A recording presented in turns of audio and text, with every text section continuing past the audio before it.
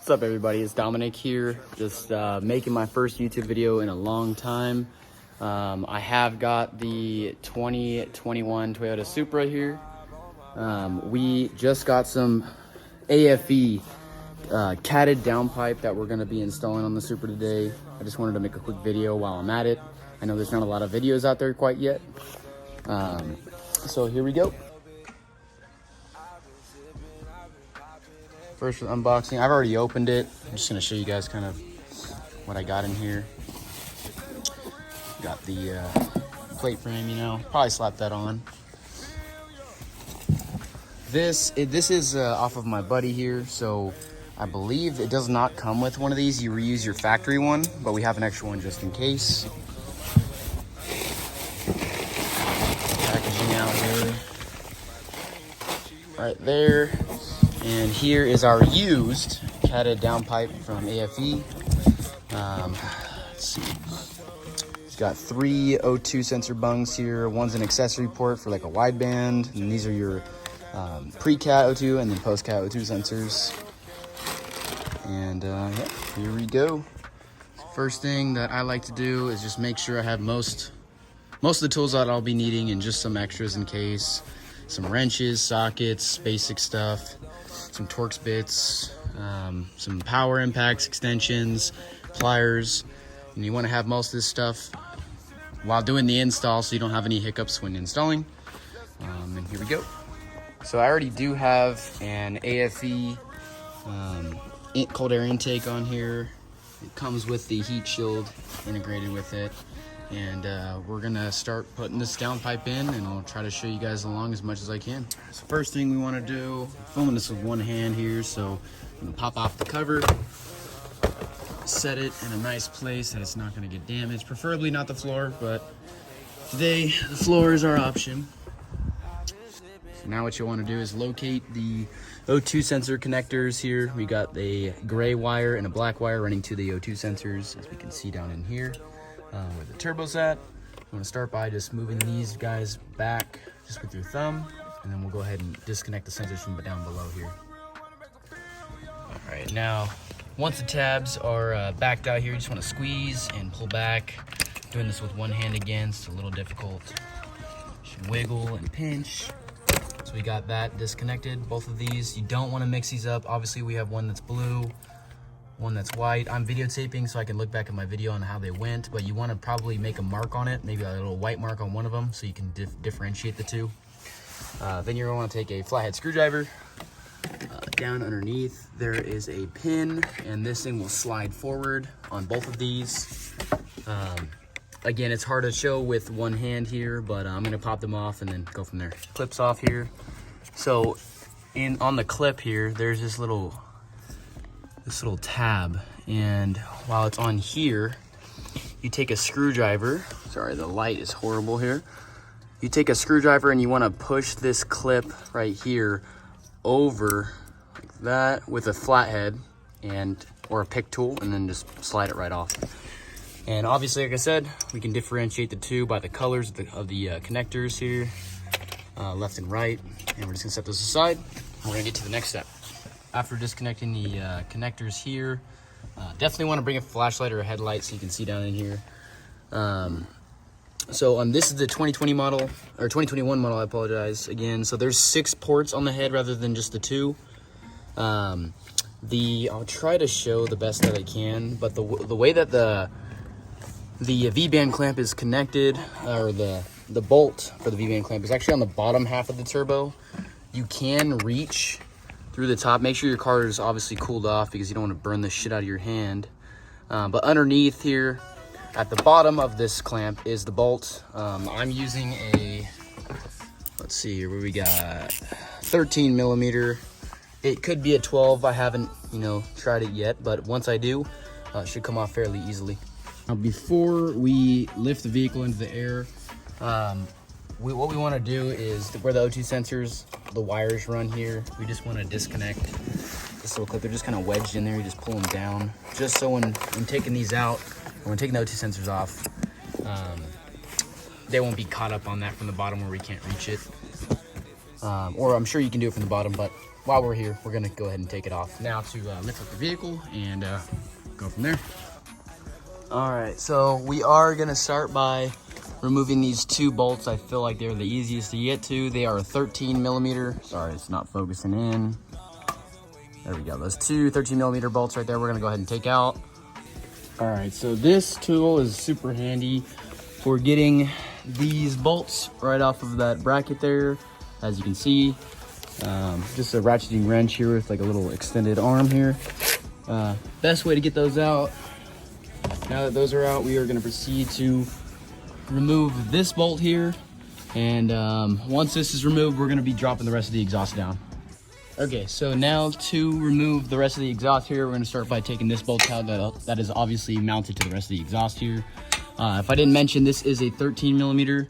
Let's see, and this is a 13 as well. So the next thing after we go ahead and remove these 2, we are gonna roll down to the back here. And where these exhaust hangers are, we're gonna disconnect this bolt here. There's only one on this side that we're gonna remove, and then we're gonna start removing these back ones up in here. Obviously, we're gonna have to disconnect this clip for the valve. And there's the other side right here that we're gonna take off. So once those are taken off, we'll touch base with what to do next. All right, guys, so I have removed all these bolts here. These arms for this cross member go under this plastic, and then you can get access to these here. This is a Torx 14, like this guy right here. We're just gonna pop those out. Now, keep in mind, this exhaust is pretty much free. So we've removed the clamp on the turbo. We've removed the bolts up there. Pretty much everything's removed. So we're gonna take this off as a whole unit. It's gonna come out as one piece. And we'll be removing the O2 sensors on the ground once it's out of the car, so we don't have to wedge our hand up in there. Just keep caution if the car is hot, like mine is. The shit in there is very hot, so don't burn yourself. And I would advise to probably have 2 people, but I'm one person, so I can't do that. And we're gonna take this cross member down, and we gotta be very careful about taking the exhaust down so we don't drop it. So if you're like me and you're doing this by yourself, on a lift at least, you're gonna wanna get one of these guys here, and that is to hold the exhaust for you. All right, so now you're gonna wanna find a good spot to put this jack here. I'm gonna put it in, I would say, one of these creases here. They're already bent a little bit. I don't wanna put it on this resonator or secondary cat, whatever you wanna call it. Or we found a good spot right here. So we'll just lift this up to hoist the exhaust. And just a quick notation for this cross member again, you've got to take out these little 8 millimeter nuts right here, because it is part of that cross member. Then we'll be able to pull it straight out. All right, so last note when removing this undershield, there are 2 like plastic 10 millimeter nuts that go on this stud here and this stud, and that's going to allow you to pull that brace right out. The exhaust is 100% free. Only thing that's holding it up right now is this. Just want to confirm everything is disconnected. If you're doing this on the garage floor, like I used to, you can just use a jack, obviously, to hold that up. You definitely need more than one person on the floor. Now we're gonna kind of finagle and wiggle until we get this whole pipe down. Got this exhaust section out. Like I said, we took it out with the downpipe, so it's one unit. So we can easily take out these O2 sensors without damaging them. This, I don't know how I'm gonna get this back in by myself. I might need to call some guys to come down.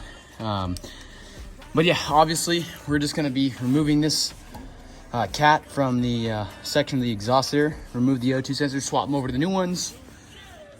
All right, so now at this point, after the sensors are in here, tightened down, obviously do them one at a time. So front, back. We know that the front one has this sheathing on it for heat protection because it's closest to the turbo.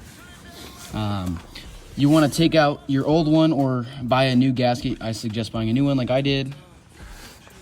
Pop that gasket in there, and now it's ready to go back. So we got that clamp back on. I found it easiest to try to put the clamp around for the V-band clamp for the turbo on the downpipe first, then put it up in there, and line it up with these the 2 studs that come out and slide it into place, and then we were able to slide that over and pop the clamp back on. So now we've got these 2 bolts up top here back into place. We've tightened this, so you want to tighten these 2 studs bolts here, and then you want to tighten that clamp when you're done for the turbo.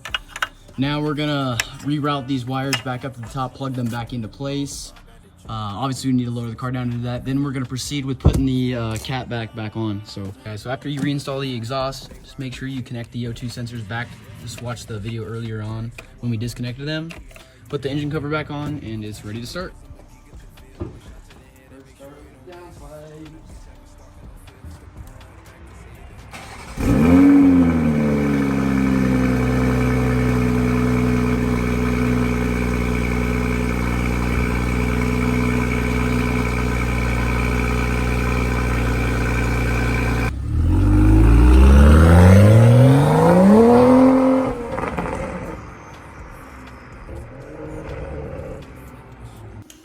Alright guys, so I just got back from the shop. I didn't really complete the ending of the video very well. I had my friend come over. Shout out to JC, best cuts in the Bay. I had him come over to put the, help me with that exhaust. It's just, you can't do it with one person.